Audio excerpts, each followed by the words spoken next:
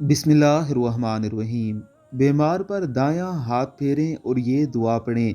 حضرت عائشہ صدیقہ طیبہ طاہرہ رضی اللہ تعالی عنہا سے روایت ہے کہ جس وقت ہم میں سے کوئی بیمار ہوتا تو رسول اللہ صلی اللہ علیہ وآلہ وسلم اس پر اپنا دایاں ہاتھ پھیرتے اور یہ دعا پڑھتے: اذہب البأس رب الناس واشفی انت الشافی لا شفاء الا شفاؤک شفاء لا یغادر سقما۔